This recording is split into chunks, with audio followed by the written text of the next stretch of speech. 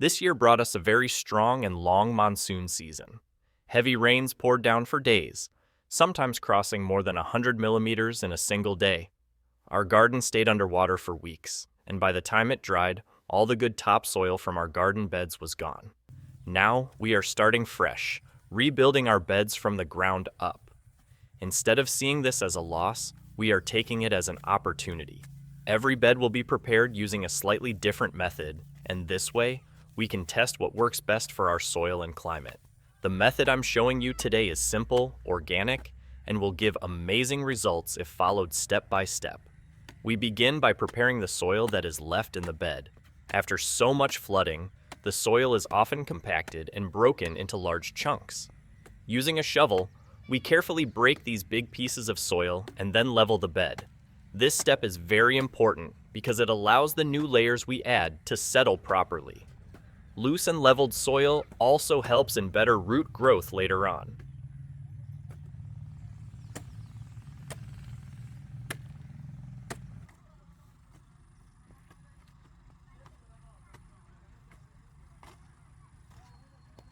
Once the base is ready, we bring in our first special ingredient, dried dead grass.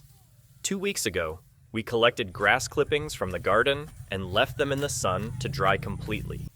You must make sure the grass is fully dried, otherwise there is a risk it will start growing again in the bed, which will cause trouble later. Adding dried grass has several benefits that many gardeners overlook. It acts as a natural mulch and helps improve soil structure when it breaks down. As it decomposes slowly, it adds organic matter to the soil, making it richer and softer. It also helps retain moisture, which is very important in hot days when water evaporates quickly. Another hidden benefit is that dried grass creates a layer that attracts beneficial soil organisms like earthworms. These tiny helpers break down the organic matter and mix it deep into the soil, naturally fertilizing your bed over time. On top of this dried grass layer, we add loamy garden soil. This soil acts as a cover and keeps the grass in place. But more importantly, it allows us to build a balanced base where roots will grow freely. Loam is ideal because it holds water but also drains well, giving the perfect balance for plants.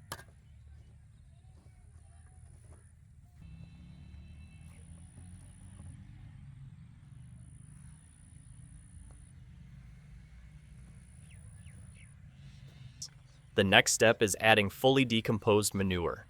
This is one of the richest organic fertilizers you can give to your soil.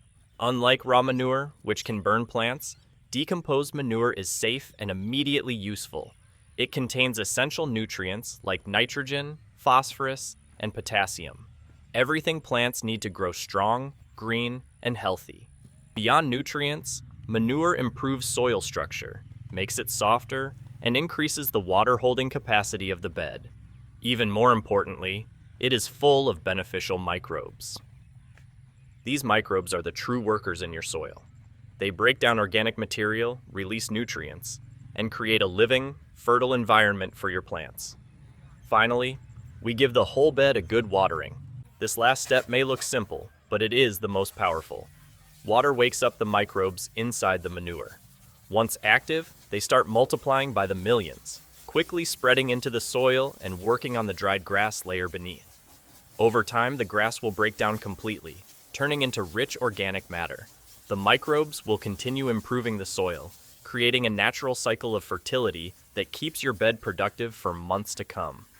So in just a few steps, loosening the soil, adding dried grass, covering with loamy soil, topping with decomposed manure, and watering, you can rebuild a garden bed that is not only fertile but alive with microbial activity. This living soil will reward you with strong, healthy plants and better harvests. If you found this guide useful, don't forget to like, share, and subscribe to our channel. More gardening methods and experiments are coming soon, and you won't want to miss them.